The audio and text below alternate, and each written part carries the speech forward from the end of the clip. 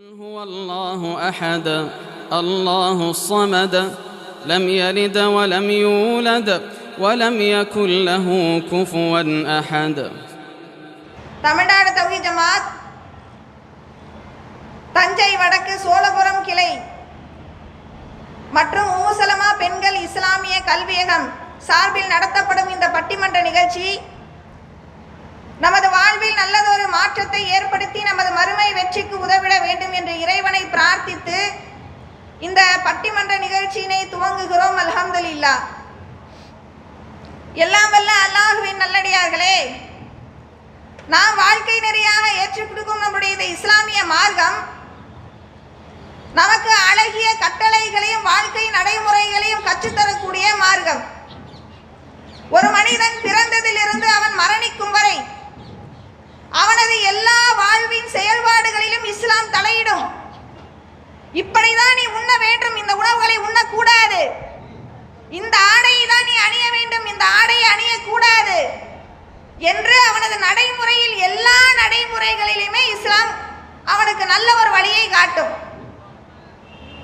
அதைத்தான் நபிகள் நாயகம் ஸல்லல்லாஹு அலைஹி வஸல்லம் அவர்கள் சொன்னாங்க, அத்துன்யா சிஜ்னுல் மூமினீன் வ ஜன்னத்துல் காஃபிரீன். இந்த உலகமானது மூமின்களுக்கு சிறைச்சாலை, காஃபிர்களுக்கு தான் அது சுவன சோலை. சிறைச்சாலையில் ஒரு மனிதன் அங்கு இருக்கக்கூடிய எல்லா கட்டளைகளுக்கும் எப்படி கட்டுப்பட்டு வாழ்வானோ, அவனால் மனம் போன போக்கில் வாழ முடியாதோ, அதே போல மூமினானவன் அல்லாஹ்விற்கும் அல்லாஹ்வுடைய தூதருக்கும் கட்டுப்பட்டுத்தான் வாழ்வார்கள், மனம் போன போக்கில் வாழ மாட்டாங்க. இப்படி வாழ்வின் சின்ன சின்ன அங்க அசைவுகளிலுமே இஸ்லாம் தலையிட்டு நமக்கு ஒரு வாழ்க்கை நெறியை கற்றுத்தருதுன்னா, வாழ்வின் மிக முக்கிய அம்சமான திருமணத்தில் எவ்வளவு விஷயங்களை சொல்லி தந்திருக்கோம். சொல்ல போனா நம்மளுடைய மார்க்கம் நமக்கு கற்றுத்தந்ததை போல பிற சமூக மக்களுக்கு கற்றுத்தந்திருக்கக்கூடிய ஒரு வகை இருக்குமா அப்படிங்கிறது கேள்விக்குறிதான். அந்த அளவு திருமணம் குறித்து எல்லா நிலைப்பாடுகளையும் இஸ்லாம் நமக்கு காட்டித்தருது. ஒரு திருமணம் என்றால் அந்த திருமணத்திற்கான பெண்ணுக்கு ஆணோ இல்லது ஆணுக்கு பெண்ணோ தேர்வு செய்யும் போது நாம எப்படி தேர்வு செய்யணும், அந்த திருமணத்தை எப்படி நடத்தணும், அந்த திருமணத்துக்கான வலிமா விருதுடைய அளவுகோல் என்ன, வேறு ஏதேனும் அந்த திருமணம் குறித்த நிகழ்பாடுகள் இருக்கிறதா, எல்லா விஷயத்தையுமே இஸ்லாம் நமக்கு கற்றுத்தந்திருக்கு. ஆனால் இன்று இஸ்லாம் சொன்னதற்கு தலைகீழ் மாற்றமாக இன்று இருக்கக்கூடிய இஸ்லாமியர்களுடைய இல்ல திருமண விழா இருக்கு. அதை விழா என்றுதான் நாமளும் சொல்ல வேண்டிய நிலை இருக்கு. இந்த திருமணம் என்பது ஏழை பணக்காரன் என்று எல்லோருக்கும் தகுந்த காலகட்டத்தில் அவர்களுக்கு செய்து வைப்பதன் மூலம் நிறைய ஒழுக்கக்கேடான காரியங்கள் தடுத்து நிறுத்தப்படும். அதனால்தான் இஸ்லாம் எளியவர்களுக்கும் எளிமையான முறையிலே இந்த திருமணம் செய்ய வேண்டும் என்பதனால்தான் எளிமையான ஒரு திருமணத்தை நபி அவர்கள் நமக்கு காட்டி தந்திருக்கிறாங்க. எந்த அளவு எளிமை தெரியுமா? நபிகள் நாயகம் ஸல்லல்லாஹு அலைஹி வஸல்லம் அவர்களிடத்துல ஒரு பெண்மணி வராங்க. யா ரசூலல்லாஹ், என்னை நான் உங்களுக்கு அர்ப்பணிச்சிட்டேன்னு சொல்றாங்க. ரசூலா உடனே தலையை கீழே குனிஞ்சுக்கிறாங்க. அதை பார்த்த சஹாபி ரசூலாவுக்கு விருப்பம் இல்லை அப்படின்னு சொல்லி ரசூலாட்ட போய் கேட்குறாங்க, யா ரசூலல்லாஹ், உங்களுக்கு விருப்பம் இல்லை, என்னால் அந்த பெண்ணை எனக்கு திருமணம் முடிச்சு கொடுக்கல அப்படின்னு சொல்றாங்க. அப்படியா? அந்த பெண்ணுக்கு மகராக கொடுக்க மாட்டேன், என்னப்பா இருக்கு, என்னிடத்துல எதுவுமே இல்லை, எனது கீழாடையை தவிரங்கிறாங்க. அந்த கீழாடைனா ரெண்டா கிழிச்சு ஒரு பாதியை நான் கொடுக்கட்டுமா? இல்லாத நீயும் பயன்படுத்த முடியாது, அந்த பெண்ணும் பயன்படுத்த முடியாது, உன்னிடத்துல வேற என்ன இருக்கு, எனக்கு சில சூறாக்கள் மனநமா தெரியும், அப்படியா அந்த சூறாவை அந்த பெண்ணுக்கு மகராக ஏற்றுக்கொள்ள விருப்பமா என்று கேட்டு அந்த இடத்திலேயே இருவருக்கும் திருமணம் முடிஞ்சிருச்சு. எவ்வளவு எளிமை! இதுல எங்க அனாச்சாரங்கள் இருக்கு, இதுல எங்க நிச்சயதார்த்தம் இருக்கு, இதுல எங்க பாக்கு வெத்தலை இருக்கு, இதுல எங்க தட்டு மாத்துறது இருக்கு, இதுல எங்க சீனி போடுறது இருக்கு, இதுல எங்க பாத்திகா இருக்கு, இல்ல பாத்திகா அஜர்த்துக்கு இங்க வேலை இருக்கா? இப்படி எதுவுமே இல்லாமல் எளிமையான முறையில் நடைபெறக்கூடிய திருமணத்துல இன்னைக்கு பல சடங்குகளையும் சம்பிரதாயங்களையும் மூட நம்பிக்கைகளையும் நுழைச்சி ஒரு கோலாகல திருவிழாவாக இன்றைய இல்ல திருமணங்கள் ஆயிடுச்சு. 5 நிமிடத்தில் நடக்க வேண்டிய திருமணம் 5 ஆண்டு கால முயற்சிக்கு பிறகு நடக்கக்கூடிய இமாலய முயற்சியாக ஆயிடுச்சு. அந்த அளவுக்கு இன்னைக்கு கடினமாக்கிய இது போன்ற திருமணங்கள் மக்களிடத்திலே விழிப்புணர்வு அடையணும். திருமணம் என்றால் எப்படி நடத்துவது, இருக்கக்கூடிய பிதஅத்துக்கள் என்ன என்பதை சமுதாயத்தின் மத்தியிலே போட்டுடைப்பதற்கே இந்த பட்டிமன்றம். இதிலே நமது உம்மு சலமா இஸ்லாமிய பெண்கள் கல்வியகத்திலே பயின்ற இன்றாண்டு படித்த மாணவிகளும் சென்ற ஆண்டு படித்து முடித்த மாணவிகளும் பங்கு பெற இருக்கிறார்.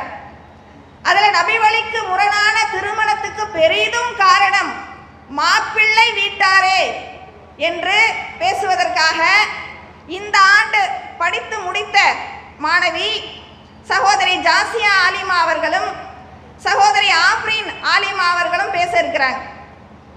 இல்ல, நபி வழிக்கு முரணான திருமணத்திற்கு பெரிதும் காரணம் மாப்பிள்ளை வீட்டார் இல்ல பெண் வீட்டார் தான் என்று பேசுவதற்காக சென்ற ஆண்டு படித்து முடித்த மாணவிகள் சகோதரி சலீமா ஆலிமா அவர்களும் சகோதரி ரயான் நிஷா ஆலிமா அவர்களும் பேச இருக்கிறாங்க. இருவரும் அவருடைய கருத்துக்களை இங்கே எடுத்து வைப்பாங்க. அவருடைய வாதத்திற்கு ஏற்ப இறுதியாக நாம் தீர்ப்பை பார்ப்போம். எல்லோரும் சீக்கிரம் பேசி முடிங்க, மைக்கை கொடுங்க, நாங்கள் இங்கே பேச வேண்டாமா அப்படின்னு அவர்களுடைய பேச்சுக்களை இங்கே அவர்களிடத்தில் இந்த வாதத்தை எடுத்து வைப்பதற்காக ஆவலாக காத்துட்டு இருக்கிறாங்க. அதனால் என்னுடைய பேச்சை முடித்துக்கொண்டு, இதில் முதலாவதாக நபி வழிக்கு முரணான திருமணத்திற்கு பெரிதும் காரணம் மணமகன் வீட்டார் தான் என்று முதலிலே பேச வராங்க சகோதரி ஜாசியா ஆலிமா அவர்கள். அஸ்ஸலாமு அலைக்கும் வரஹ்மத்துல்லாஹி வபரகாத்துஹு. இன்றைய காலகட்டத்தில் நடைபெறக்கூடிய திருமணங்களை எடுத்துக்கிட்டோம் அப்படின்னா அதில் பல்வேறு அனாச்சாரங்களும் விதாத்தான காரியங்களும் இன்னும் மார்க்கம் எதையெல்லாம் தடை செஞ்சிருக்கிறதோ அதையெல்லாம் இன்றைக்கு திருமணம் என்ற பெயரில் நடத்துகிறாங்க என்றால் அதற்கு பெரிதும் காரணம் மாப்பிள்ளை வீட்டார் தான். முதல்ல பெண்ணை தேர்வு செய்யக்கூடிய அந்த விஷயமே மார்க்கத்திற்கு முரணாகத்தான் இருக்கு. ஒரு பெண் 4 நோக்கங்களுக்காக மனம் முடிக்கப்படுகிறார். முதலாவது லி மாலிஹா, அவளுடைய செல்வத்திற்காக, வலி ஹசபிஹா, அவளுடைய பாரம்பரியத்திற்காக, வலி ஜமாலிஹா, அவளுடைய அழகிற்காக, வலி தீனிஹா, அவளுடைய மார்க்க பற்றிற்காக. மார்க்க பற்றுடைய பெண்ணை திருமணம் செய்து கொண்டு வெற்றி பெற்றுக்கொள் என்று நபிகள் நாயகம் ஸல்லல்லாஹு அலைஹி வஸல்லம் அவர்கள் சொல்றாங்க. இன்னும் அல்லாஹ் தன் திருமறை குர்ஆன்ல சொல்றான், வலா தன்கிஹுல் முஸ்ரிகாத்தி ஹத்தா யுமின்ன, இணை வைக்கும் பெண்கள் இறை நம்பிக்கை கொள்ளுமாறு அவர்களை நீங்கள் திருமணம் செய்யாதீர்கள் என்று அல்லாஹ் தன் திருமறை குர்ஆன்ல சொல்றான். அப்ப அல்லாஹ்வும் அவருடைய தூதரும் எதை முன்வைத்து பார்க்க சொல்றாங்க? மார்க்கத்தை முன்வைத்து பார்க்க சொல்றாங்க. ஆனால் இன்றைக்கு எதை முன்வைத்து பார்க்கிறாங்க? அழகை முன்வைத்து பார்க்கிறாங்க. கொள்ளை அழகா என்று பார்க்கிறார்களே தவிர கொள்கை அழகா என்று பார்ப்பது கிடையாது. இப்போ முதல்ல இந்த பெண்ணை தேர்வு செய்யக்கூடிய இந்த விஷயமே மார்க்கத்திற்கு முரணாகத்தான் இருக்கு. சரி, பெண்ணை பார்க்க போறேன் அப்படின்னா மாப்பிள்ளை வீட்டாலேருந்து 20-30 பேர் அந்த பெண்ணை பார்க்கறதுக்கு போவாங்க. மாப்பிள்ளையோட அத்தை அம்மாலேருந்து ஒன்று வீட்டு சொந்தம் வரைக்கும் அந்த பெண்ணை பார்க்கறதுக்கு போவாங்க. ஆனால் முக்கியமான ஆளான அந்த மாப்பிள்ளையை மட்டும் பெண்ணை பார்க்க விட மாட்டாங்க. ரசூலுல்லாஹ்வுடைய காலத்தில் ஒரு மனிதர் சொல்கிறாங்க, அல்லாஹ்வின் தூதரே எனக்கு பெண் பேசப்பட்டிருக்கு அப்படின்னு. அதற்கு ரசூலுல்லாஹ் சொல்கிறாங்க, நீ அந்த பெண்ணை நன்றாக பார்த்துக்கொள், ஏனென்றால் நீங்கள் இருவரும் அந்த பெண் பார்க்கின்ற பார்வையினால உங்கள் இருவருக்கும் அன்பு ஏற்படும் என்று நபிகள் நாயகம் ஸல்லல்லாஹு அலைஹி வஸல்லம் அவர்கள் சொல்கிறாங்க. ஆனால் இன்றைக்கு என்ன பண்ணுறாங்க? அவர்களை பார்க்க விட மாட்டார்களாம். ஆனால் அவர்களுக்கு நாங்கள் புரிதலை ஏற்படுத்த போகிறோம் அப்படிங்கிற பேரில் ஃபோனில் பேச விடுறாங்க. ரசூலுல்லாஹ் என்ன சொல்கிறாங்க? ஒரு ஆணும் ஒரு பெண்ணும் தனிமையில் இருந்தாங்க அப்படின்னா 3ஆவதாக ஷைத்தான் இருக்கிறான் என்று நபிகள் நாயகம் ஸல்லல்லாஹு அலைஹி வஸல்லம் அவர்கள் சொல்கிறாங்க. அப்போ ஃபோனில் பேசுறது அப்படிங்கிற தனிமையில் இருக்கிறது தானே. நிச்சயதார்த்தம் தான் நடந்துருச்சே, பாதி கல்யாணம் நடந்த மாதிரி தானே. அவர்கள் இருவரும் ஃபோனில் பேசுறதுல என்ன தவறு இருக்குது என்று கேட்டு இந்த அனாச்சாரத்தை திருமணம் என்ற பேரில் நடத்துகிறாங்க. இந்த அனாச்சாரம் மட்டும்தான் இந்த திருமணம் என்ற பெயரில் நடக்குதான்னு கேட்டால் இதை விட கொடுமையான வரதட்சணை என்கின்ற வன்கொடுமை திருமணம் என்ற பெயரில் நடக்குது. இந்த வரதட்சணை இந்த அளவிற்கு பல்கி பெருகிருப்பதற்கு பெரிதும் காரணம் யாரு? மாப்பிள்ளை வீட்டார் தானே. முதல்ல மாப்பிள்ளை வீட்டார் பெண் வீட்டார் இடத்துல போய் கேட்கக்கூடிய அந்த முதல் கேள்வியே அந்த பெண்ணுடைய படிப்பை குறித்தா இல்லை அந்த பெண்ணுடைய மார்க்க பற்ற குறித்தா? அவர்கள் கேட்கக்கூடிய அந்த முதல் கேள்வியே நீங்கள் எவ்வளவு வரதட்சணையாக தரீங்க என்று அந்த பெண்ணுடைய தாய் தகப்பன் இன்றைக்கு இவ்வளவு ரொக்கமாக கொடுத்தாதான், இவ்வளவு பணமாக கொடுத்தால் மட்டும்தான் உங்கள் பெண்ணை நாங்கள் திருமணம் செய்வோம் என்று சொல்லி வாய் கூசாமல் இன்றைக்கு வரதட்சணை கேட்டு வாங்கக்கூடிய நிலையை பார்க்கிறோமா இல்லை நடுவர் அவர்களே? அதற்கு பெரிதும் காரணம் யாரு? மாப்பிள்ளை வீட்டார் தானே.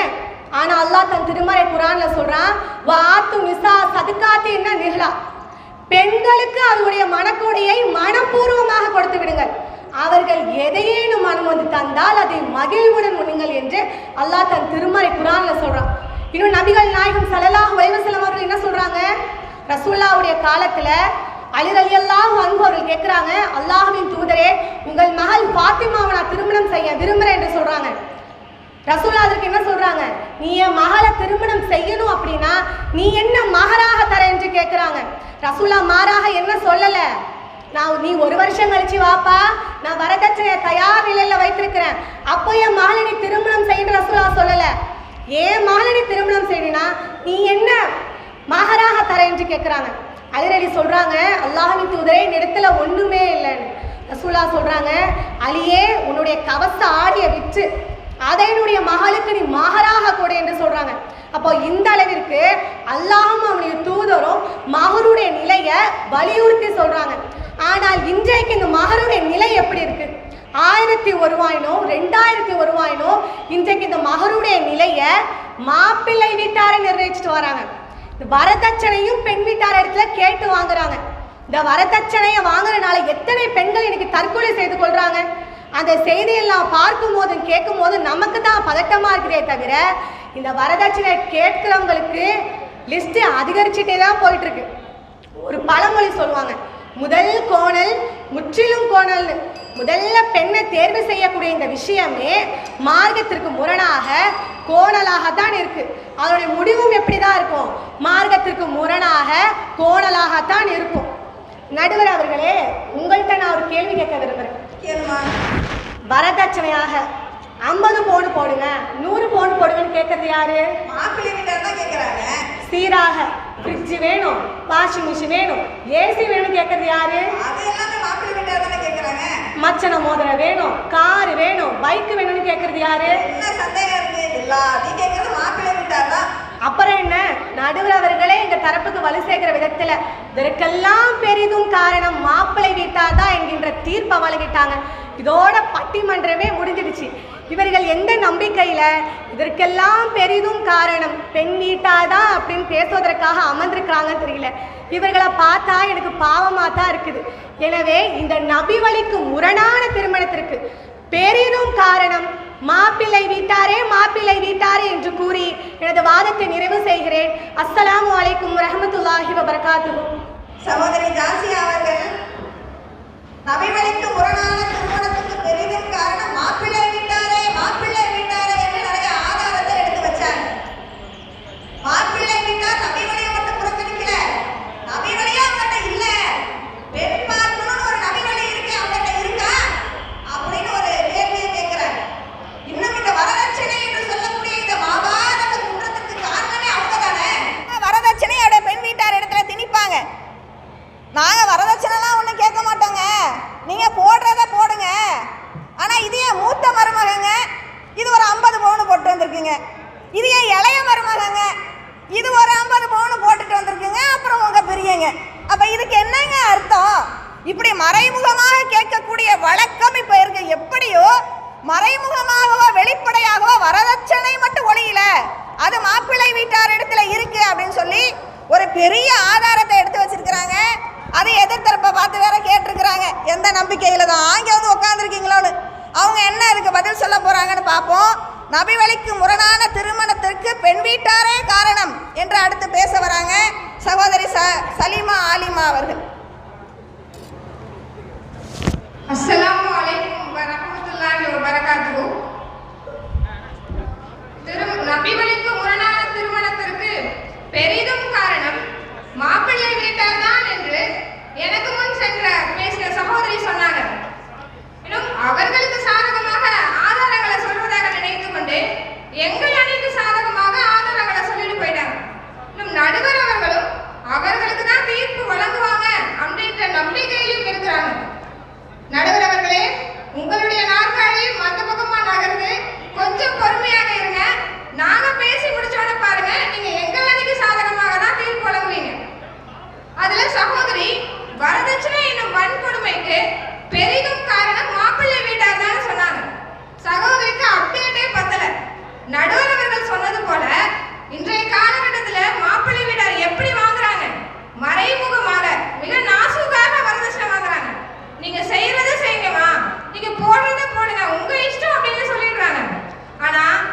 நாங்களும் எந்த வகையிலும் சலைச்சவங்க இல்லைன்னு இந்த பெண் வீட்டுக்காரங்க என்ன செய்யறாங்க? அதெல்லாம் முடியாது, எங்க பொண்ணுக்கு நாங்க இத்தனை பவுன் நகை போடுவோம், நாங்க இவ்வளவு சீர்வரிசைகள் தான் செய்வோம் அப்படின்னு அவங்க நிரூபிக்கும் விதமாக இவங்களாக வரதட்சணையை கொடுக்கறாங்களா இல்லையா? சரி, இன்னும் மாப்பிள்ளை வீட்டார்ல சில பேர் என்ன பண்றாங்க, எங்க வீட்டுல எல்லா பொருட்களும் இருக்கு, அந்த பொருட்கள்லாம் எங்களுக்கு வேண்டாம் அப்படின்னு மறுக்கிறாங்க. ஆனா இந்த பெண் வீட்டுக்காரங்க அதெல்லாம் முடியாது, அதெல்லாம் உங்க வீட்டுல இருக்கிற பொருள் எங்க பெண்ணுக்கு எப்படி சொந்தமாக இருக்கும், நாங்க வாங்கி கொடுத்தாதானே எங்க பெண்ணுக்குன்னு இருக்கும், அது அப்பதான் எங்களுக்கு கௌரவமாகவும் இருக்கும், பெருமையாகவும் இருக்கும், போற இடத்துல எங்க பெண்ணும் பெருமையா இருக்கும் அப்படின்னு சொல்லி இவர்களாக fridge, washing machine, AC, sofa அப்படின்னு ஏராளமான பொருட்களை லாரி லாரியா போய் இறக்குறாங்களா இல்லையா? சரி, இருக்கப்பட்டவங்க தான் இந்த மாதிரி செய்யறாங்கன்னு பார்த்தா இல்லாதவர்களும் எப்படி வரதட்சணை கொடுக்குறாங்க? வட்டிக்கு கடன் வாங்கியாவது மற்றவர்களிடத்துல கையேந்தியாவது என் பொண்ணுக்கு நான் வரதட்சணை கொடுப்பேன், இதுதான் எனக்கு பெருமை அப்படின்னு செய்யறாங்க. ஆனா அல்லாஹ் குர்ஆன்ல சொல்றான், இன்னல்லாஹ லா யுஹிப்பு மன் கான முஹ்தாலன் ஃபஹூரா, கர்வம் கொண்டு பெருமை கொள்ளும் எவரையும் அல்லாஹ் நேசிக்க மாட்டேன்னு சொல்றானா இல்லையா? ஆனா அல்லாஹ்வுடைய நேசம் எல்லாம் இவர்களுக்கு முக்கியம் இல்லை. இன்னும் அந்த காலத்துல பழமொழி சொல்லுவாங்க, 5 பெற்றால் அரசனும் ஆண்டியாவானாம்.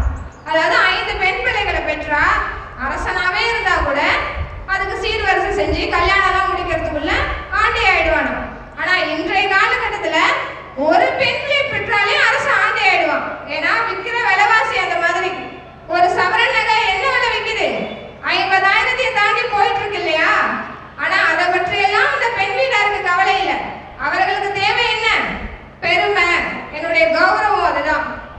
இன்னும் சகோதரி சொன்னாங்க, மாப்பிள்ளை வந்து பெண்ணை தேர்வு செய்யும் போது பெண்ணை பார்த்து தேர்வு செய்யறதில்லை அப்படின்னு. நடுவர் அவர்களே, நீங்க சொல்லுங்க, இன்றைய காலத்துல எந்த பெண் வீட்டினர் அதுக்கு சம்மதம் தெரிவிப்பாங்க? அப்படி பார்க்க சம்மதம் தெரிவிக்கிறவங்களே சேர்த்துல இவங்க திட்டுவாங்க. கண்டிப்பா. ஏன்னா நீங்க போய் பெண்ணை காட்டுங்க, இந்த மாதிரி மாப்பிள்ளை பார்க்கணும்னு சொன்னா அதை எப்படிங்க ஒரு அந்நிய ஆண் வழி எங்க பெண்ணை காட்ட முடியும்? அதெல்லாம் சரியா வராது. ஒரு நிச்சயம் பண்ணியிருந்தா கூட பரவாயில்ல, அதெல்லாம் காட்ட முடியாதுங்க அப்படின்னு சொல்லிடுவாங்க. இத்தனைக்கும் அது நபி வழி. ஆனா நபி வழியை செய்யறதுக்கு அவங்களுக்கு வந்து மனசு வரல. ஆனா நபி வழி அல்லாத காரியத்தெல்லாம் நல்லா தாராளமாக செய்வாங்க. இன்னும் சகோதரி சொன்னாங்க, குர்ஆனில் இருந்து ஆதாரம் சொன்னாங்க. ஆனா அதுக்கும் அடுத்த வரியில உள்ளத சகோதரி பார்க்க மறந்துட்டாங்கன்னு நினைக்கிறேன். அதுல அல்லாஹ் சொல்றான், இன்னும் வலா துன்ஹிகுல் முஷ்ரிகீன ஹத்தா யுமினு, இணை வைக்கும் ஆண்கள் இறை நம்பிக்கை கொள்ளும் வரை இறை நம்பிக்கை கொண்ட பெண்ணை அவர்களுக்கு மனம் முடிந்து கொடுக்காதீர்கள். அதாவது அல்லாஹ் ஆண்களுக்கு எப்படி சட்டமிடுறானோ அதே போல பெண் வீட்டாருக்கும் அல்லாஹ் சட்டமிடுறானா இல்லையா? நீங்க இணை வைக்கிற ஆணை திருமணம் பண்ணி கொடுக்காதீங்க உங்க பெண்களை, இறை நம்பிக்கை கொண்ட ஆண்களுக்கு தான் திருமணம் முடிந்து கொடுக்கணும்னு சொல்றானே. ஆனா இந்த பெண் வீட்டார் மாப்பிள்ளையை எப்படி தேர்வு செய்யறாங்க? மாப்பிள்ளை வீட்டாராவது பரவாயில்ல, பெண்ணை தேர்வு செய்யும் போது பொண்ணு படிச்சிருக்கா, சரி படிக்கலனாலும் பரவாயில்ல, ஓதிருக்கா, ஆலிமாக்கு ஓதிருக்கா, பரவாயில்லையே திருமணம் பண்ணிக்கலாமேன்னு சந்தோஷமா பண்ணிக்கிறாங்க. ஆனா இந்த பெண் வீட்டார் இருக்காங்களே, மாப்பிள்ளையை எப்படி தேர்வு செய்யறாங்க? பையன் படிச்சிருக்கிறாரா, நல்ல வசதியா இருக்கிறாரா, ஃபாரின்ல போய் செட்டிலா இருக்கிறாரான்னு பாக்குறாங்க. தமா மாப்பிள்ளைக்கு பொண்ணு கொடுக்க ரெடியா இருக்கிறாங்களே, இமாம் மாப்பிள்ளைக்கு பொண்ணு கொடுக்க மாட்டாங்களே. இமாமனாலே தலைதறிச்சு ஓடிடுவாங்களே. சரியா சொன்னீங்க நடுவர்களே. இவர்களுக்கு மார்க்கம் இருக்கான்றதுலாம் முக்கியம் இல்ல, மார்க் இருக்கான்னு தான் பார்ப்பாங்களே தவிர மார்க்கம் இருக்கான்னு பார்க்க மாட்டாங்க. மார்க்கத்தெல்லாம் பார்த்தாங்கன்னா பொண்ணே கிடைக்காதுமா, அழிவுக்கு அடுத்த எழுத்தே தெரியாது. இன்னும் சரி, திருமணத்துல தான் இந்த மாதிரி அநியாயம் பண்றாங்கன்னு பார்த்தா திருமணத்துக்கு முதல் நாளே அதாவது கட்டுக்கழுதி சாப்பாடு அப்படின்னு ஒண்ணு செய்வாங்க. இந்த கட்டுக்கழுதி சாப்பாட்டுல சட்டி சோறு ஆக்குறேன், கழுகின்றேன், பாத்தியா ஓதுறேன்னு ஏராளமான அனாச்சாரம். இன்னும் அந்த சட்டி சோறு ஆக்குறத திருமணம் ஆக போற அந்த பெண்ணின் கையில கொடுத்து திருமணம் ஆகாத பெண்ணுக்கு கொடுக்க சொல்லுவாங்களாம். ஏன்? அந்த திருமணம் ஆகாத பெண்ணுக்கு திருமணம் ஆயிடுமா? என்ன ஒரு புத்திசாலித்தனம் பாருங்க. சோறு போய் கல்யாணம் பண்ணி வைக்க போதும். இன்னும் காரை போட்டிருக்கிறத போட்டிருப்பாங்க. அதாவது 3-4 நாட்களுக்கு முன்னாடியே எல்லா நகைகளையும் கலட்டி வெள்ளி சங்கிலி ஒண்ணு அணிவிச்சிருப்பாங்க. உண்மையை சொல்லணும்னா காரை போடுன்ற பேர்ல பொண்ணை நார போட்டு வச்சிருப்பாங்க. ஏன்னா அந்த காரை போட்டிருக்க காலங்கள்ல பொண்ணு குளிக்க வேற கூடாதாம். அப்படி அந்த நார போட்டு வச்ச அந்த பெண்ணை குளிக்க வச்சு மஞ்சள் நிறத்துல மங்களகரமா இருக்கணும்னு ஆடை அணிவிச்சு நகைகள் எல்லாம் கூட்டி அந்த பொண்ணு அலங்கார பொருளா உட்கார வச்சிருப்பாங்க. அதுவும் பத்தாது அப்படின்னு மருதாணி வைக்கிறேன், ஜீனி போடுறேன், முசாபாக செய்யறேன்னு அதுல ஒரு அனாச்சாரம். சரி, இதோட முடிச்சிருக்காங்களான்னு பார்த்தா வீடியோக்கார கூட்டிட்டு வந்து நல்லா எடுப்பா, என்னன்னாலும் எடுக்கணுமோ எல்லாத்தையும் வீடியோலாம் எடு, பொண்ணு எடுக்கிறியா எடு, பொண்ணு வீட்டுக்காரங்களை எடுன்னு எல்லா வீடியோக்காரையும் வீடியோ எடுக்க சொல்லுவாங்க. முன்னாடி மாப்பிள்ளையை பார்க்க சம்மதம் தெரிவிக்க மாட்டாங்கன்னு சொன்ன இல்லையா, ஆனா இவர் வீடியோக்கார முன்னாடி மட்டும் பெண்ணை பார்க்க அனுமதி தெரிவிக்கிறாங்களே, அப்ப வீடியோக்கார அந்நிய ஆள் இல்லையா? அப்ப இவர்களுக்கு இது மார்க்கத்தை பத்தி எந்த கவலையும் இல்ல. இன்னும் அந்த வீடியோ எடுக்கிறதுல முக்கிய பங்கு வகிப்பது என்னன்னு பாத்தீங்கன்னா பெட்டிக்கு போடுற துணி தான். பிறந்ததுல இருந்து சேர்த்து வச்சிருப்பாங்க போல, அவ்வளவு துணிமணிகள் இருக்கும். இவ்வளவு செய்யறீங்களே, இதெல்லாம் மாப்பிள்ளை வீட்டுல செய்ய சொன்னாங்களா அப்படின்னு கேட்டா அவங்க செய்ய சொன்னாங்களோ இல்லையோ நாங்க செய்வோம். சரி, மார்க்கத்திலேயாவது இது இருக்கா அப்படின்னு கேட்டா அதையும் சொல்ல மாட்டாங்க. அதெல்லாம் எங்களுக்கு தெரியாதுங்க, எங்களுக்கு முன்னாடியிலேருந்தே இருக்கு, முன்னோர்கள்லாம் அப்படிதான் செஞ்சாங்க, காலகாலமா அப்படிதாங்க செஞ்சோம் அப்படின்னு சொல்லுவாங்க. இன்னும் நேரம் குறைவாக இருக்கு, நடுவர் அவர்கள் வேற மணி அடிச்சுட்டே இருக்கிறாங்க. அதனால நான் சுருக்கமாக சொல்றேன். மாலை இடுறது, தாழ்மணி போடுறது, பாலமுறை இடுறது, இந்த பெண் வீட்டார் இடத்துல ஏராளமான அனாச்சாரங்கள் கொட்டி கிடக்கு. நபி ஸல்லல்லாஹு அலைஹி வஸல்லம் அவர்கள் சொல்றாங்க, மத்த ஷப்பஹ பிகௌமின் ஃபஹுவ மின்ஹும், யார் பிரமத கலாச்சாரத்தை பின்பற்றுகிறாரோ அவர் என்னை சார்ந்தவர் அல்ல அப்படின்னு சொல்றாங்களே. அல்லாஹ்வுடைய நேசமும் இவர்களுக்கு முக்கியம் இல்ல, நபி ஸல்லல்லாஹு அலைஹி வஸல்லம் அவர்களுடைய வழிகாட்டுதலும் இவர்களுக்கு முக்கியம் இல்ல, மார்க்கத்தை பத்தி உங்களுக்கு கவலை இல்ல. நடுவர்களே, அவங்க தான் கேள்வி கேட்பாங்களா? நானும் உங்களிடத்துல கேள்வி கேட்கிறேன். இங்கமா கார போடுற, கட்டுகளுக்கு சோறு செய்யறேன்னு செய்யறது யாரு? இந்த பெண் வீட்டாரா? மருதாணி இடுறேன், ஜீனி போடுறேன்னு செய்யறது யாரு? பலாவும் அந்த பெண் வீட்டார தான் செய்யறாங்க. வரதட்சணையா வலியமா போய் நான் கொடுப்பேன் அப்படின்னு கொடுக்கறது யாரு? ஒத்த கால நிக்கிறாங்களே. நான் சொன்ன பாத்தீங்களா, நான் பேசி முடிச்சோன்னா நடுவர்கள் எங்களுக்கு சாதகமாக தான் பதில் சொல்லுவாங்கன்னு. எனவே நபி வழிக்கு முரணான திருமணத்திற்கு பெரிதும் காரணம் பெண் வீட்டாரே என்று எனது வாதத்தை நிறைவு செய்கிறேன். அஸ்ஸலாமு அலைக்கும் வரஹ்மத்துல்லாஹி வபரகாத்துஹு. என்னம்மா இப்படி பண்றீங்களேம்மா? மாறி மாறி ரெண்டு பேரும் கேள்வி கேட்டு என்னை இடையிலே தீர்ப்பு சொல்ல வச்சிருவாங்க போல. இருந்தாலும் சலிமா அவர்கள் திருமணத்திற்கு போடக்கூடிய மல்லிகை லிஸ்டை விட நீண்ட ஒரு லிஸ்ட் பெண் வீட்டார் இடத்துல இருக்கக்கூடிய அனாச்சாரம் இருக்கு அப்படின்னு நிறைய அனாச்சாரங்களை பத்தி சொன்னாங்க. எதிரணியை பார்த்து சவால் விடுவதை போன்ற பல முக்கிய தகவல்களை சொல்லி இதெல்லாம் பெண் வீட்டார்ட்ட தானே இருக்கு அப்படின்னு சொன்னாங்க. இதுக்கு அடுத்த எதிர்த்தரப்பினர் என்ன பதில் சொல்ல போறாங்கன்னு பார்ப்போம். நபி வழிக்கு முரணான திருமணத்துக்கு பெரிதும் காரணம் மாப்பிள்ளை வீட்டாரே என்று அடுத்து பேச வராங்க சகோதரி ஆஃப்ரின் ஆலிமா அவர்கள். எதிரணியில் உள்ள சகோதரி பெண் வீட்டார் கட்டுக்கல்தி சாப்பாடு செய்கிறாங்க, பெண் வீட்டார் மருதாணி ரவிரவு கொண்டாடுறாங்கன்னு சொன்னாங்க. எல்லா பலாவும் மாப்பிள்ளை வீட்டார் தான் செய்கிறாங்க. மாற்று மத கலாச்சாரத்தை பின்பற்றது பெண் வீட்டார்னு சொன்னீங்க. மாற்று மத கலாச்சாரத்தை முழுமையாக பின்பற்றது மாப்பிள்ளை வீட்டார் தான்.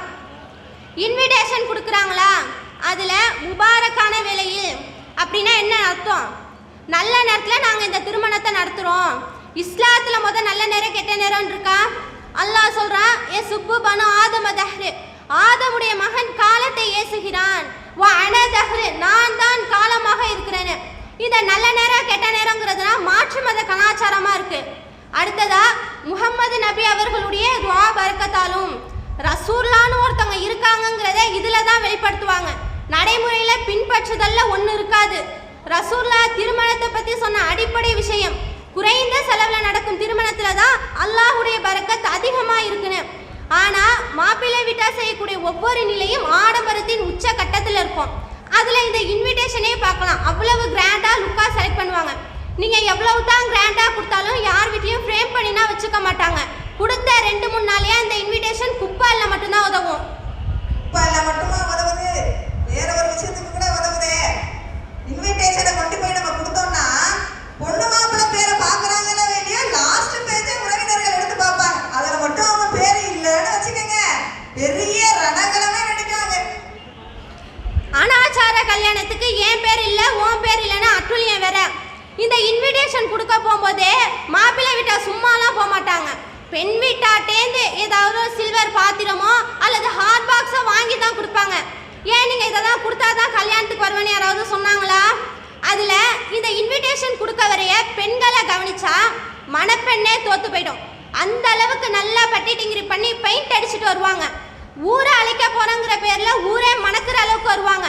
நறுமணத்தை குறித்து பெண்களை பற்றி ரசூலுல்லாஹ் என்ன சொல்றாங்க? பிறர் நுகரணும் அப்படின்னு நீ நறுமணம் பூசுறியா, விபச்சாரத்துக்கு சமங்கிறாங்க. இதை விட கேவலமா இவர் என்ன சொல்றது? திருமணம் அப்படின்னாவே மண்டபம் தான். ஏன் வீட்டிலேயே பள்ளிவாசலே செஞ்சா திருமணம் ஆகாதா? மண்டபத்தில் வச்சாதானே இவங்களுடைய ஆடம்பரத்தை வெளிப்படுத்தி கௌரவத்தை காட்ட முடியும். நல்லா ஏசி மண்டபமா பார்த்து லட்சக்கணக்கு அதுக்கு காசை கொட்டி அந்த மண்டபத்தை புக் பண்ணுவாங்க. அதுல என்ன நடக்கும்? இவ்வளவு செலவு பண்ணுவாங்க. ஆனா அந்த மண்டபத்துல அல்லாஹ்வுடைய வார்த்தை கேலி கூத்தாக்கப்படுது, ரசூலுல்லாஹ்வுடைய வழிமுறை புறக்கணிக்கப்படுது. இதை விட வேற என்ன வலுவான கருத்து உங்களால சொல்ல முடியும்? இதுல வலிமா என்ற பேர்ல பிரம்மாண்டமான ஏற்பாடு. இந்த மணமகன் மண்டபத்துக்கு வரதுக்கு கார், சாதா காரெல்லாம் கிடையாது, பூக்கடையே அந்த கார்ல தான் இருக்கும். அந்த கார் உள்ள அந்த பையனை பார்த்தா ஏதோ ஒரு வேற்று கிரகவாசியை பார்க்குற மாதிரி பார்க்கணும். உடம்பு ஃபுல்லும் மாலை. அந்த காருக்கு முன்னாடியும் பின்னாடியும் என்னமோ ராணுவ படம் மாதிரி 10-15 பைக்கு நல்லா வெடி அடிச்சுக்கிட்டு வருவாங்க. இதெல்லாம் எதை பார்த்து செய்கிறாங்க? கண்டதே காட்சி கொண்டதே கோலன்னு மாற்று மதத்தை பார்த்து செய்கிறாங்க. இதோட நிப்பாட்டினாங்களா? அந்த மணமகனுக்கு திருமணம் அப்படிங்கிறது ஊர்ல எங்க பார்த்தாலும் பேனர், அல்லாஹ்வுடைய திருப்பெயரால். எதுல உனக்கு அல்லாஹ்வுடைய திருப்பெயர்? மார்க்கத்துல இல்லாத சொல்லாத ஒரு செயலை செஞ்சுட்டு அதுல உங்களுக்கு அல்லாஹ்வுடைய திருப்பெயரால். மது அருந்தும் போது பிஸ்மில்லா சொல்லிட்டு குடிக்கிற கதையால இருக்கு. அந்த அந்த பேனர்ல மணமகன் நிப்பாங்க. கீழே களம் காண காத்திருக்கும் வேங்கைகள். யாரு? அந்த மணமகனுடைய ஃப்ரெண்ட்ஸ். அடங்க மாட்டோம். பொருத்தமான பேரு. அல்லாஹ்வுக்கு அடங்க மாட்டாங்க, அல்லாஹ்வுடைய தூதருக்கு அடங்க மாட்டாங்க. அல்லாஹ் தடை செய்த அனைத்தையும் செய்றோமேங்கிற துளி அளவு உங்களுக்குன்னா பயம் இல்லை. நடுவரவர்களே, இந்த பசங்க பேனர்ல நிக்கிறதுக்கான காரணம் என்னன்னா, கல்யாணத்துக்கு வாங்க, அடுத்த மாப்பிள்ள நாங்க, பொண்ணு இருந்தா தாங்க. இதுதான் காரணமே. அல்லாஹ் சொல்றான், இந்த தூதரிடத்துல தான் உனக்கு அழகிய முன்மாதிரி இருக்குன்னு. திருமணத்துல இல்லையா? திருமணம் என்ற வாழ்க்கை ஒப்பந்தத்தை ரசூலுல்லாஹ் அழகான முறையில காட்டி தந்திருக்கும் போது இந்த திருமணத்தை திருவிழா போல செய்யறது யாரு? இதுக்கு உங்களால என்ன சொல்ல முடியும்? இவங்க செய்யற அனாச்சாரம் பத்தாது வேற ஆலிம் சாக்களை வேற கூப்பிட்டுப்பாங்க. அல்லாஹ் சொல்றான், அல்லா லில்லாஹி தீனுல் ஹாலிஸ், தூய மார்க்கம் அல்லாஹ்வுக்கே உரியது. அப்படி இந்த அல்லாஹ்வுடைய மார்க்கத்துல ஏதாவது சட்டத்தை கூட்டவோ குறைக்கவோ இறை தூதர்களுக்கே அல்லாஹ் அனுமதி இல்லைங்கிறான். சூரத்துல் ஹாக்கா அத்தியாயத்தில் அல்லாஹ் சொல்றான், இந்த நபி இந்த முஹம்மத் நாம் சொல்லாத சிலதை சொல்லியிருந்தா அவரை வலது கையாலே தண்டித்திருப்போம், அவருடைய நாடி நரமெல்லாம் துண்டிச்சிருப்போம் அல்லாஹ் சொல்றான். ரசூலுல்லாஹ்க்கே அல்லாஹ் இவ்வளோ கடுமையான வார்த்தையை பயன்படுத்தியிருக்கும் போது பெரிய பெரிய ஆலிம் சாக்கள்னா 10 பேர் சேர்ந்து ஒரு மஷூரா பண்ணிட்டு இந்த மார்க்கத்தில் எதையாவது சேர்க்க முடியுமா? அணு அளவும் அதற்கு அதிகாரமும் இல்லை, தகுதியும் இல்லை. இந்த மணமகனுக்கு ஷேவ் பண்றப்ப அந்த ஆலிம் சா ஒரு துவா ஓதுவாங்க. மார்க்கம் என்ன சொல்லுது? செய்ய கத்தறிங்க, தாடியை வளர விடுங்குது. ஆனா இங்க மார்க்கத்துக்கு முரணா ஒரு செயலை செஞ்சுட்டு அதற்கு ஒரு ஃபாத்திஹா. இவங்கள்ட்ட எதுக்கு பண்றீங்கன்னு அப்படின்னு கேட்டா காரணம் சொல்லணுங்கிறதுக்காகவே ஏதாவது சொல்லுவாங்க. காரணம் எப்படி தெரியுமா இருக்கும்? கேட்குறவன் கேனையா இருந்தா கேன்சருக்கு மருந்து கேசடியான், அந்த மாதிரி இருக்கும். அந்த மணமகனுக்கு களிமா சொல்லி தராங்க. களிமா எதற்கு? பையன் இஸ்லாத்தை ஏத்துட்டு வந்திருக்காங்களா? களிமாவே தெரியாம தான் மாப்பிள்ளை தீன்குள்ள செல்வர் ஆயிட்டாரா? இதுல அல்டிமேட் விஷயம் என்ன அப்படின்னா, வரதட்சணை பணத்துக்கு ஒரு ஃபாத்திஹா. ஏன் அப்படின்னா வரதட்சணை பணம் ஹராமா இருக்கான். இவங்க ஃபாத்திஹா ஓதுறனால இது ஹலால் ஆயிடுச்சா? அல்லாஹ் பன்றி இறைச்சியை கூட தான் ஹராமாக்கியிருக்கான், அதுக்கு ஒரு ஃபாத்திஹா ஓதிட்டு அது ஹலால் ஆயிடுச்சு நல்லா உட்காந்து சாப்பிட்றீங்களா? இந்த மாதிரி செயலை குறித்து அல்லாஹ் தன்னுடைய திருமறையில பேசுறான். குல் நபியே, நீங்க உங்ககிட்ட போய் சொல்லுங்க, நூ நபியுக்கும் பில் அஹ்ஸரீன அமாலா, செயல்களில் நஷ்டம் அடைந்தவர்களை பற்றி நான் உங்களுக்கு அறிவிக்கட்டுமா? அல்லதீன லுல்ல சஹீக்கும் ஃபில் ஹயாத்தி துன்யா, இந்த உலகத்துல அவர்களுடைய எல்லா முயற்சியும் வீணாக்கப்பட்டது. வஹும் யஹ்ஸபூன அன்னஹும் யுஹ்ஸிரூன சுனா, அவங்க என்ன தெரியுமா நினைக்கிறாங்க? ஏதோ ஒரு அழகிய செயல் செஞ்சதை போல நினைக்கிறாங்க. மணமக்களை வாழ்த்த ரசூலுல்லாஹ் சொல்லி கொடுத்த துவா ஒன்று, இவங்க ஓதிட்டு இருக்கிற துவா ஒன்று ஏத்துக்கப்படுமா? மன் அமில அமல லைஸ அலைஹி அம்ருனா வஹுவ ரத்துன், என்னுடைய அனுமதியின்றி என்னுடைய உத்தரவின்றி யார் ஒரு அமல செய்றாங்களோ அது ரத்து செய்யப்பட்டுச்சுன்னு ரசூலுல்லாஹ் சொல்றாங்களா இல்லையா? இப்படி ஆலிம் சாக்கள் செய்யக்கூடிய அனைத்து காரியத்துக்கும் மாப்பிள்ளை ஆதரவு கொடுத்துட்டு இருப்பாங்க. ஒருத்தவங்க பிதாத்து செய்றாங்களா, அவனுக்கு நீ அடைக்கலம் கொடுக்குறியா,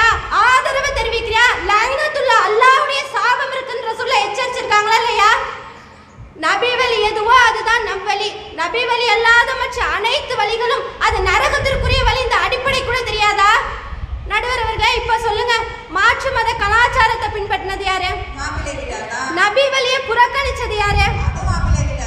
இந்த திருமணத்துல ஆலிம்சாக்கள் செய்யக்கூடிய அனாச்சாரத்துக்கு ஆதரவு கொடுக்கிறது யாரு? பட்டிமன்றத்தோட தலைப்பு என்ன?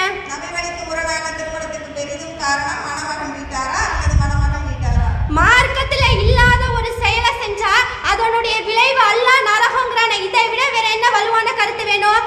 நான் பெண் வீட்டார் காரணமே கிடையாதுன்னா சொல்லல, பெண் வீட்டார் காரணம் தான், பெரிதும் காரணம் மாப்பிள்ளை வீட்டார் என்பதை ஆழமாக பதிய வைக்கிறேன். அஸ்ஸலாமு அலைக்கும் வரஹ்மத்துல்லாஹி வபரகாத்துஹு. ஊரு ரெண்டு பட்டா கூத்தாடிக்கு கொண்டாட்டமா, ஊராருக்கு புத்தி வந்தா அஜரத்துமார்களுக்கு திண்டாட்டமா. இப்படி அஜரத்துமார்களும் அவங்களுடைய பங்குக்கு மாப்பிள்ளை வீட்டினர் செய்யக்கூடிய அனாச்சாரங்களை தடுப்பதை விட்டுவிட்டு இவர்களின் பங்குக்கு இவர்களின் ஜோப்புகள் நிறைவதற்காக இவங்களை சேர்த்துக்கிறாங்க, இவங்களும் அனாச்சாரங்களை சேர்த்தவர்களுக்கு சொல்லிக் கொடுக்குறாங்க அப்படின்னு நிறைய செய்திகளை ஆக்ரோஷமாக அவர்களுடைய உரையில எடுத்து வச்சாங்க. இன்னும் வலிமா விருந்து அப்படிங்கிற பேர்ல பிரம்மாண்டமாக நிறைய ஆடம்பர வீண் செலவுகளை செய்வது இந்த மாப்பிள்ளை வீட்டார் தான். இதுக்கு என்ன அவங்களால பதில் சொல்ல முடியும் அப்படின்னு எதிர்த்தரப்பை பார்த்து கேள்வி கேட்டிருக்கிறாங்க. இப்ப எதிர்த்தரப்பினர் என்ன பேச சொல்றாங்கன்னு பார்ப்போம். அடுத்து மணமகள் வீட்டாரே என்று பேச வராங்க சகோதரி ரயான் நிஷா அலிமா அவர்கள். வரஹ்மத்துல்லாஹி வபரகாத்துஹு. எதிரணியில் இருந்து பேசின சகோதரி உண்மையாவே அருமையா பேசினாங்க. ஆனா அவங்களோட தலைப்பே என்னன்னு மறந்துட்டு சேம் சைடு கோல் போட்டுட்டு இருக்காங்க. எங்க அன்னைக்கு சாதகமா பேசிட்டு இருக்காங்க. நடுவர் அவர்களே, இப்ப எங்க அன்னைக்கு 2 பேர் கிடையாது 4 பேர் ஆயிடுச்சு போல இருக்கு. இன்னும் பட்டிமன்றத்தையே மாத்திட்டீங்க. எதிரணியில் இருந்து ஒரு முக்கியமான விஷயம் வலிமா விருந்த பத்தி வாதத்தை எடுத்து வச்சாங்க. நடுவர் அவர்களே, உங்களிடத்துல ஒரு கேள்வி, வலிமா விருந்தை கொடுக்க வேண்டியது யாருடைய கடமை? மாப்பிள்ளையுடைய கடமை. மார்க்க சட்டம். அதான் மார்க்க சட்டம். ஆனா பெண் வீட்டார் என்ன செய்யறாங்க? மார்க்க சட்டத்தை புறக்கணிச்சுட்டு மாப்பிள்ளை வீட்டாருடைய கடமையை செய்ய விடாம தாமாகவே முன் வந்து வலிமாவுடைய முழு செலவினங்களை பெண் வீட்டாரை முன்னிறுத்தி செஞ்சுக்கிட்டு இருக்காங்க. இன்னும் சில இடங்கள்ல பார்த்தா வலிமாவுடைய செலவெல்லாம் பாதி பாதியா பிரிச்சுக்கிறாங்க. எப்படி? மாப்பிள்ளை வீட்டுல இருந்து நீங்க ஒரு 400 பேர் வரீங்களா, நாங்க பெண் வீட்டார்ல இருந்து ஒரு 300 பேர் வரோம், அதனால எங்க சொந்தங்களுக்குரிய செலவை நாங்களே பாத்துக்கிறோம் சொல்றாங்க. அல்லாஹ் இதுதான் மார்க்க சட்டம் என்று சொல்லியிருக்கும் பொழுது அதை மாற்றக்கூடிய அதிகாரத்தை பெண் வீட்டார் கையில கொடுத்தது யாரு? அத்து வள்ளி முதலாக விதீனிக்கும், உங்களுடைய மார்க்கத்தை நீங்க அல்லாஹ்விற்கு கற்றுக் கொடுக்கிறீர்களா என்று அல்லாஹ் கேட்கிறானா இல்லையா? இவர்கள் செய்வது எப்படி இருக்கு? ஊரை கூப்பிட்டு சோறு போடுறோன்னு தன் பிள்ளையோட வாழ்க்கையை கூறு போடுறாங்க. அப்படித்தானே இருக்கு. இதற்கெல்லாம் மூல காரணம் யார் நடுவர் அவர்களே? பெண் வீட்டார் தானே. இதை விட வேற என்ன வலுவான கருத்தை எதிரணியெல்லாம் எடுத்து வைக்க முடியும்? இது ஒன்னே போதுமே. மார்க்க சட்டத்தை கையில எடுத்து மாத்திட்டாங்களே இல்லையா பெண் வீட்டார்? நடுவர் அவர்களே பாருங்க, எதிரணியுடைய முகம் இப்பவே வாடி போன மாதிரில இருக்கு. தெரியாம வாய் கொடுத்து வலிமா விருந்த பத்தி ஆரம்பிச்சு கொடுத்துட்டோமோ அப்படின்னு யோசிச்சுட்டு இருக்காங்கன்னு நினைக்கிறேன் பாவம். அடுத்து மாப்பிள்ளை வீட்டார் தான் அல்லின் பயணமா ஓதுறத ஆதரிக்கிறாங்க அப்படின்னு சகோதரி சொன்னாங்க. ஏன் மாப்பிள்ளை வீட்டார் மட்டும் ஆதரிக்கிறாங்க? பெண் வீட்டு சொந்தங்களும் தான் சுத்தி உட்காந்துக்கிட்டு அப்படியே ஆகட்டும் சொல்றாங்க. அடுத்து மாப்பிள்ளை வீட்டார் தான் ஆடம்பரம் பண்றாங்க அப்படின்னு சொன்னாங்க. ஏன் பெண் வீட்டார் ஆடம்பரம் பண்ணாமையா இருக்காங்க? சொல்ல போனா ஆடம்பரத்தையும் அதிக வீண் செலவை செய்யறது பெண் வீட்டார் தான். திருமண தன்னைக்கு பெண் வீட்டார் இடத்துல கரிச குடம்னு ஒன்று வச்சிருப்பாங்க. அதுல மணமக்களோட பேரை எழுதி அதை டெக்கரேஷன் பண்றதுக்கும் செலவு பண்ணுவாங்க. மணப்பெண்ணை அழகுபடுத்த பியூட்டி பார்லருக்கு 10,000 ரூபாய் செலவு பண்ணுவாங்க. மெஹந்தி ஆர்டிஸ்ட கூட்டிட்டு வந்து அதுக்கு ஒரு 1000 ரூபாய் செலவு பண்ணுவாங்க. இதுக்கு பேர் ஆடம்பரம் இல்லையா? வீண் விரயம் இல்லையா? இன்னஹு லா யுஹிப்புல் முஸ்ரிஃபின், வீண் விரயம் செய்வோரை அல்லாஹ் நேசிக்க மாட்டேன் என்று சொல்றானா இல்லையா? இது மட்டும் கிடையாது, மணப்பெண்ணுடைய அழகு கூடுவதற்காக பியூட்டி பார்லருக்கு போய் த்ரெட்டிங்லாம் பண்ணி தங்களுடைய உருவத்தை மாத்திக்கிறாங்க. அது முகையிராதி ஹல்கலாஹி தஆலா, இறைவன் அமைத்த உருவத்தை மாற்ற முயல்பவர்கள் மீது அல்லாஹ்வின் சாபம் உண்டாகட்டும் என்று ரசூலுல்லாஹ் சபிச்சிருக்காங்களா இல்லையா? இதற்கு அஞ்சியவர்களாகவும் அவங்க நடந்துக்கிறாங்க. இது மட்டும் கிடையாது, இன்னும் மணமக்கள் வீட்டுக்கு வந்த உடனே ஆரத்திலாம் எடுத்துதான் வரவேற்பாங்க. மாப்பிள்ளை வீட்லயாச்சும் அந்த ஆரத்தி தட்டில கொஞ்சம் மசாலா ஐட்டம்லாம் போட்டு அதுல ஒரு வெத்தலையை வச்சு ஆரத்தி எடுத்துருவாங்க. ஆனா பெண் வீட்டார் ஒரு படி மேல போய் ஆட்டு தலையை வைத்து ஆரத்தி எடுக்கிறாங்க. ஆட்டு தலையா? எலெக்ஷன் வேற முடிஞ்சிருக்கு, ரிசல்ட் வேற வந்திருக்கு, நீ வேற ஆட்டுக்குட்டியெல்லாம் ஞாபகப்படுத்தலையமா? ஆட்டுக்குட்டியெல்லாம் அடங்கி போன காலம். அது எப்படி தலைக்கு வந்து தலைப்பாவோட போகட்டும் அப்படின்னு இந்த பக்கம் 4 சுத்து இந்த பக்கம் 4 சுத்து அதுல காரி துப்பி அந்த ஆட்டு தலையை போய் குழி தோண்டி புதைப்பாங்க. அவர்கள் குழி தோண்டி புதைப்பது ஆட்டு தலையை மட்டும் கிடையாது, அவர்களுடைய மார்க்க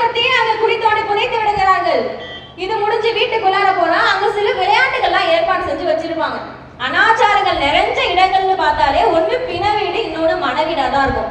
அவ்வளோ அனாச்சாரங்கள் நிறைஞ்சு இருக்கும். அரிசி அறுக்கிறதுன்னு ஒன்று நடக்கு நடுவர் அவர்களே. அதுல மணமக்கள் அந்த அரிசியை அள்ளி போட்டுக்கிட்டு விளையாடுறாங்களோ இல்லையோ, துணை மாப்பிளையும் துணை பொண்ணும் அதை மேல அள்ளி போட்டுக்கிட்டு கேலியும் கிண்டலுமான வார்த்தைகளை பயன்படுத்தி விளையாடுறது அங்க பெரும் மட்டூழியமாவே இருக்கும். இது இல்லாம கேக்கு வெட்டி அதை மூஞ்செல்லாம் பூசிக்கிறது, சாப்பிட்ற பொருளை மூஞ்சில் அள்ளி பூசிக்கிறத மேல அள்ளி கொட்டிக்கிறதுலாம் ஒரு விளையாட்டா? பெரிய வீர விளையாட்டு விளையாடுறதா உங்க மனசுல நினைப்பு போல. வீர விளையாட்ட நடுவர்களே, நீங்க வேற செய்யறது ஒவ்வொன்றும் நார விளையாட்டா தான் இருக்கும். இதுக்கப்புறம் திருமணம் முடிஞ்சிருச்சோ இல்லையோ, ஆனா பெண் வீட்டாருடைய அனாச்சாரங்களுக்கு மட்டும் ஒரு முடிவே இருக்காது. இதுக்கப்புறம் தான் மெயின் பிக்சரே ஆரம்பிக்குது. திருமணத்துக்கு மறுநாள் அழைப்பு விருந்தும் நடக்கும். திருமணத்துக்கு முன்னாடி நிச்சயதார்த்தத்துக்கும் ஒரு மண்டபம் எடுப்பாங்க. திருமணத்துக்கு மறுநாள் அழைப்பு விருந்துக்கும் நல்ல ஒரு ஏசி மண்டபமா பிடிச்சி அதுக்கு ஆயிரக்கணக்கான மக்களை கூப்பிட்டு விருந்து நடக்கும். இது ரிசப்ஷன் வேற இப்ப சொல்லிக்கிறாங்க. காரணம் என்னன்னு அவங்கள்ட்ட கேட்டா, எங்களுக்கு உறவினர்கள் நிறைய பேர் இருக்காங்க, உறவினர்களை திருப்தி பார்த்து தான் இந்த விருந்து, உறவினர்களை பேணணும்னு சொல்லுவாங்க. எதிர உறவினர்களை பேணணும்னு சொல்றீங்க? மார்க்கத்தில் எழுதப்படாத சொல்லப்படாத ஒரு சட்டத்தை கொண்டு வந்துட்டு அதுல உறவினர்களை பேணணும்னு சொல்லுவீங்களா? அல்லாஹ்வின் மார்க்கத்தை விடுத்து வேறு ஒன்றை தேடுகிறீர்களா என்று அல்லாஹ் கேட்கிறானா இல்லையா? பெண் வீட்டார் மீது எந்த ஒரு சுமையுமே நம்முடைய மார்க்கம் சுமத்தாத பொழுது எல்லா பிரச்சனையும் எல்லா செலவுகளையும் தன்னுடைய தோள் மேலே அள்ளி போட்டுகிறது யார் நடுவர் அவர்களே? பெண் வீட்டார் தானே.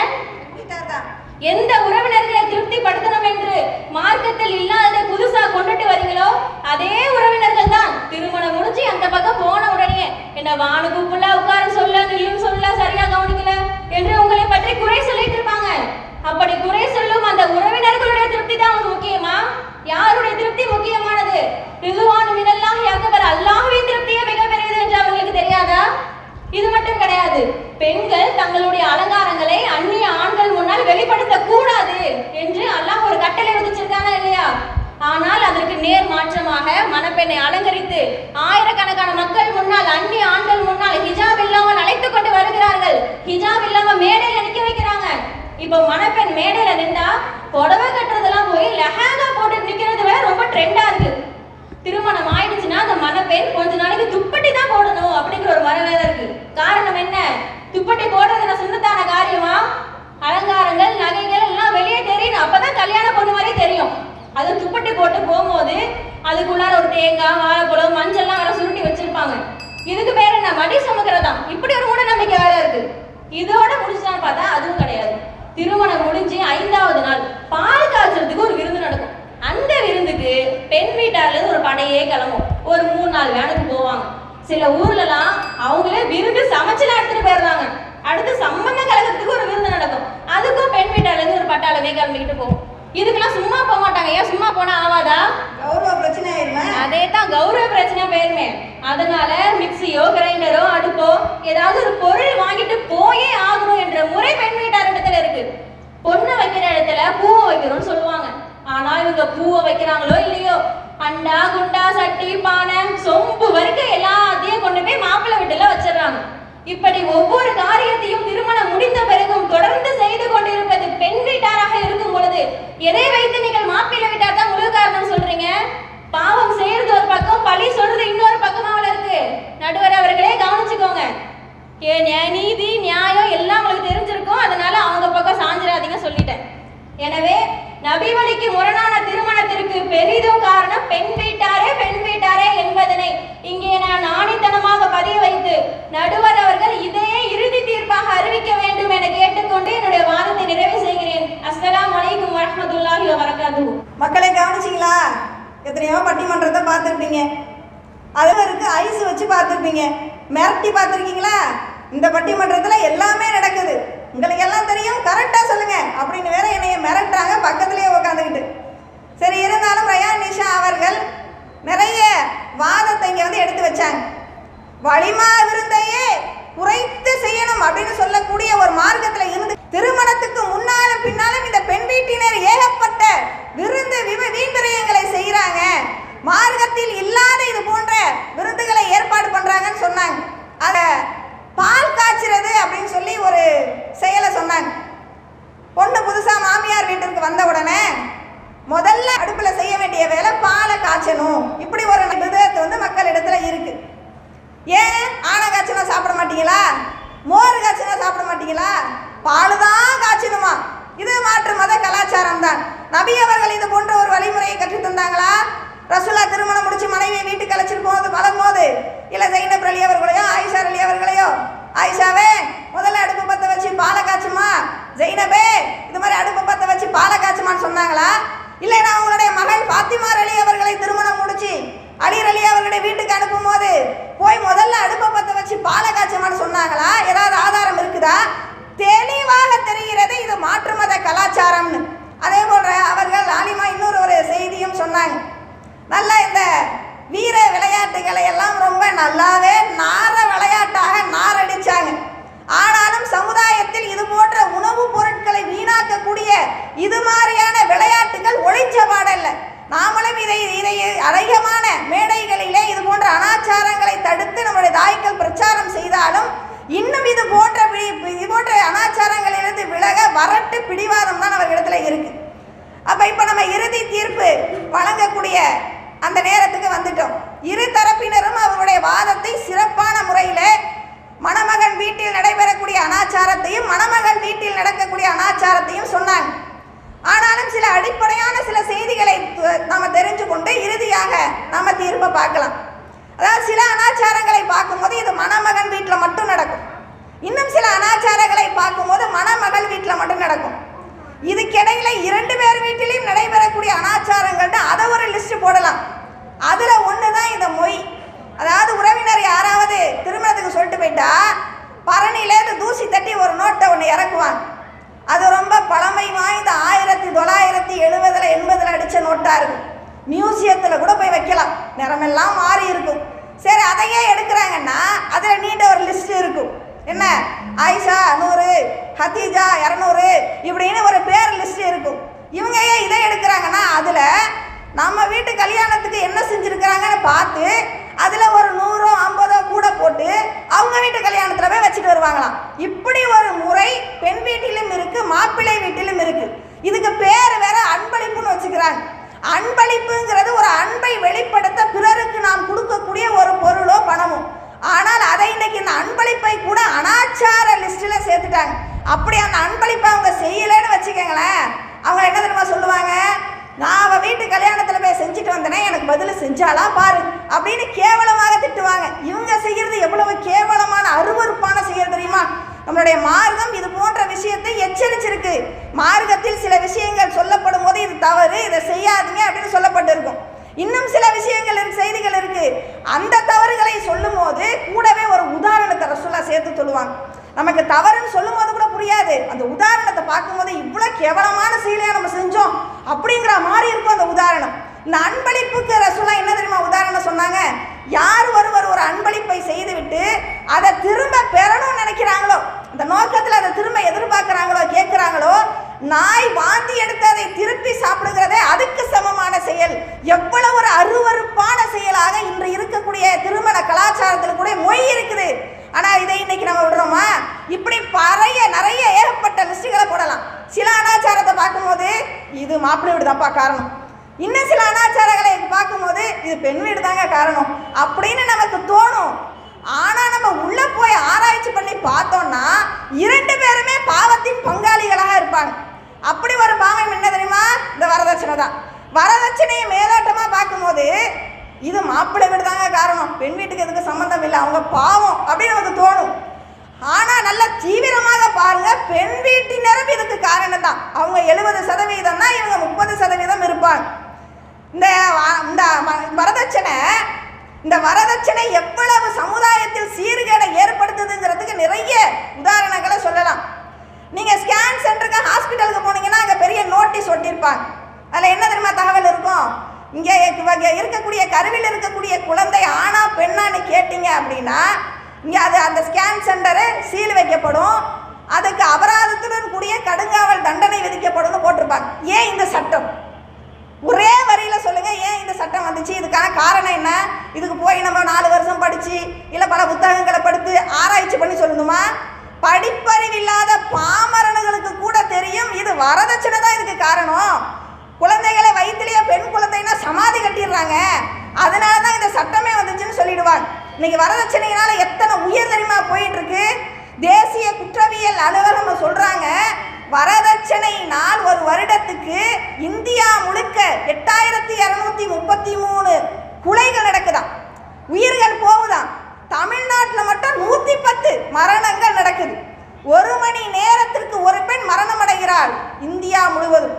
இப்போ இந்த வரதட்சணை காரணமாக இத்தனை உயிர்கள் இன்னைக்கு பலிகேடாது. எத்தனையோ ஸ்டவ் வெடிப்புக்கு பின்னால் இந்த வரதட்சணை ஒளிஞ்சு கிடக்கு, எத்தனையோ தற்கொலைகளுக்கு பின்னால் இந்த வரதட்சணை ஒளிஞ்சு கிடக்கு. என்ன காரணத்துக்காக இந்த குழந்தை புதைக்கப்பட்டது என்று மறுமையில் அல்லாஹ் விசாரிச்சு கேட்பான். அல்லாஹ்வின் நீதிமன்றத்திலே குற்றவாளி கூண்டுல நாம என்ன நினைப்போம், மாப்பிள்ளை வீட்டார தான் இந்த குழந்தை ஏத்தும், இந்த மாப்பிள்ளை வீட்டு தான் வரதட்சணை காரணம் எல்லாத்தையும் புடிடால அப்படின்னு சொல்லணும்னு நினைப்போம். இல்ல, பெண் வீட்டையும் தான் சேர்த்து ஏத்தும், அவங்கள தான் முதல்ல ஏத்தும். ஏன் ஒத்த பொண்ணு பெற்று வச்சிருக்கேங்க, என் சொத்து ஃபுல்லா என் பொண்ணுக்கு தாங்க, என் பொண்ணுக்கு செய்யாம நான் வேற யாருக்குங்க செய்ய போறேன் அப்படின்னு மாப்பிள்ளை வீடு வேணாம் வேணான்னு சொல்லி செஞ்சாங்களே, அந்த குழந்தைய விடுமா யாரெல்லாம் அவங்ககிட்ட இருக்குன்னு செஞ்சாங்க, என்கிட்ட இல்லைன்னு என்னை கொண்டு விட்டாங்க, அவங்கள புடிடான்னு சொல்லும். அப்ப இவர்கள் 2 பேருமே இந்த வரதட்சணைக்கு சரிசமமான பாவத்தின் பங்காளிகளாகத்தான் இருக்கிறாங்க. இந்த நபி வழிக்கு முரணான திருமணத்தை பொறுத்த வரைக்கும் 2 லிஸ்ட் இருக்குங்க. அதுல 1 கருகமணி கட்டுறது தாங்க சரி, வாழைமரம் கட்டுறது தாங்க சரி, அள்ளி பைனவா ஓதுறது தாங்க சரி அப்படின்னு சொல்றவங்க, அவங்கள பத்தி தான் நம்ம இவ்வளோ நேரம் பேசிக்கிட்டு இருந்தோம். இதுல இன்னொருத்தவங்க இருக்கிறாங்க, அவங்க யார் தெரியுமா, நரக விளிம்பில் இருந்திருப்பாங்க. அல்லாஹ் அவர்களுக்கு ஏகத்துவ சிந்தனையை கொடுத்து நரக விளிம்பில் இருந்தவர்களை காப்பாற்றி இதுதான் சொர்க்கத்துக்கு உண்டான வழி, இதான் நேரான வழின்னு அல்லாஹ்வோட உள்ளத்தை திருப்பி விட்டுருப்பான். திருப்பி விட்ட போதும் இல்லை இல்லை நாங்கள் நரகத்துல தான் உழுவோன்னு போய் உழுவுறவங்க. இவங்களே ஏகத்துவ பிரச்சாரத்தை செஞ்சிருப்பாங்க, இவங்க ஏகத்துவத்துக்காக பாடுபட்டிருப்பாங்க. எல்லா விதமான சிற்கையும் விதத்துக்களை ஒழிப்பதற்கு களத்தில் நின்று போராடி இருப்பாங்க. தர்காக்கு அல்லாஹ் எங்களை பாதுகாத்துட்டான், மௌலது அந்த பக்கமே போறதில்ல, வட்டி அது பெரும்பாவம்ல, திருமணம் அது திருமணம் மட்டும் சொந்தக்காரங்கள்லாம் கோச்சிக்குவாங்க. இது ஒரு மூமியினுடைய பேச்சா? அந்த சொந்தக்காரங்க உங்களுக்கு கபரில் பதில் சொல்லுவாங்களா? அந்த சொந்தக்காரங்க நீங்க நாளை குற்றவாளி கூண்டில நிற்கும் போது உங்களுக்கு சிபாரிசு செய்வாங்களா? நமக்கு நாம் தானே பதில் சொல்லணும். அப்ப ஒரு மூமின்னா எப்படி இருக்கணும்? அல்லாஹ்விற்கும் அல்லாஹ்வுடைய தூதருக்கும் எல்லா நிலைகளிலுமே கட்டுப்படுறவங்களாக இருக்கணும். இப்ப இவ்வளவு நேரம் இந்த 2 அணியினரை எடுத்து சொன்னாங்களே, இவங்கெல்லாம் அவங்களுடைய சொந்த கருத்து சோக கருத்தியா சொன்னாங்க, இல்ல மார்க்கத்தில் இல்லாத சொன்னாங்களா? எல்லாம் அவர்கள் சொன்னது முழுக்க முழுக்க மார்க்கத்தின் அறிவுரைகள், அல்லாஹ் திருமறையில் கூறிய அறிவுரைகள், நபிகளார் கூறிய அறிவுரைகள். இது போன்ற அறிவுரைகளை புறக்கணிப்பவர்களையும் இது போன்ற அறிவுரை சொல்லப்படும் போது சிந்திக்காம இருக்கிறாங்கல்ல. சோழவரம் கிளையில ஒரு பட்டிமன்ற நிகழ்ச்சி நடந்துச்சு, அந்த ஒரு ஆலிமா பேசுனாங்க, நல்லா பேசுனாங்க, அதுக்கு இன்னொரு தரப்பு பதில் சொன்னாங்க பாருங்க, நல்லா இருந்துச்சு அப்படின்னு நீங்க ரசிச்சுட்டு போறதுக்கா? இல்ல, இங்க சொல்லப்பட்ட ஒவ்வொரு அறிவுரையும் நீங்கள் வாழ்க்கையில் திருத்திக் கொள்வதற்காக சொல்லப்பட்டது. இனியும் நீங்கள் இந்த விஷயத்திலிருந்து நீங்கள் திருந்திக் கொள்ளவில்லை என்றால் அல்லாஹ் உங்களுக்கு என்ன தெரியுமா உதாரணம் சொல்றான்? அல்லாஹ் உங்களை குர்ஆன்ல என்ன பட்டியலை வச்சிருக்கிறதா தெரியுமா சொல்றான்? அல்லாஹ் சொல்றான், லஹும் குலூபுன் லா யஃப்கஹூன பிஹா, அவர்களுக்கு உள்ளம் இருக்கும், ஆனால் அவங்க அந்த உள்ளத்தை வச்சு எது சரி எது தவறுன்னு சிந்திக்க மாட்டாங்க. வலகும் அயூனுன் லா யஸீரூன பிஹா, அவர்களுக்கு கண்கள் இருக்கும், ஆனால் எது சரி எது தவறு என்று அவங்க பார்க்க மாட்டாங்க.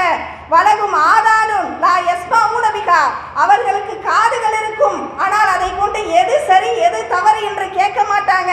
உலாயிக்க கல்லனாம், அவர்கள் கால்நடையை போன்றவங்க, ஆடு மாடுங்கிற அல்லாஹ்.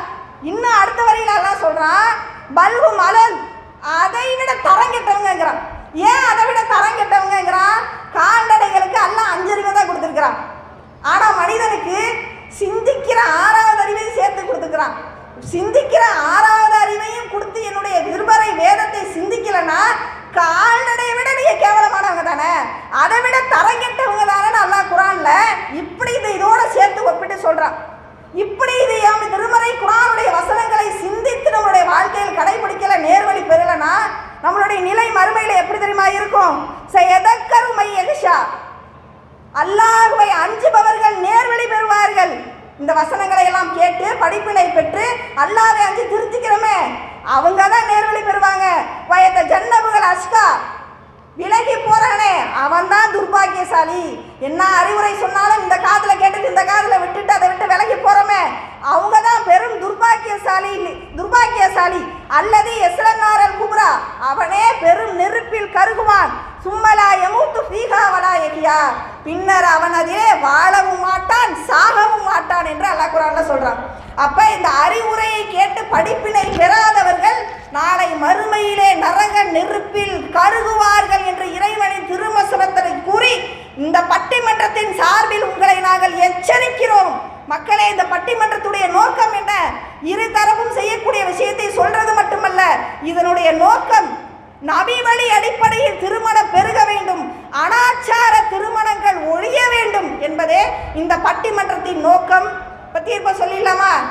நபி வழிக்கு முரணான திருமணத்திற்கு பெரிதும் காரணம் என்ன சொல்லலாம்? மணமகன் வீட்டாரும் காரணமாக இருக்கிறார்கள், மணமகள் வீட்டாலும் காரணமாக இருக்கிறார்கள். இருதரப்பும் அவர்களுடைய விதத்துக்களை ஒழித்து நேர்வழி பெற வேண்டும். அதே தீர்ப்பாக இங்கு சொல்லிக்கொண்டு இந்த பட்டிமன்ற நிகழ்ச்சியினை முடித்துக் கொள்கிறோம். வாஹிர் தவானா அல்ஹம்துலில்லாஹி ரப்பில் ஆலமீன். அஸ்ஸலாமு அலைக்கும் வரஹ்மத்துல்லாஹி வபரகாத்துஹு.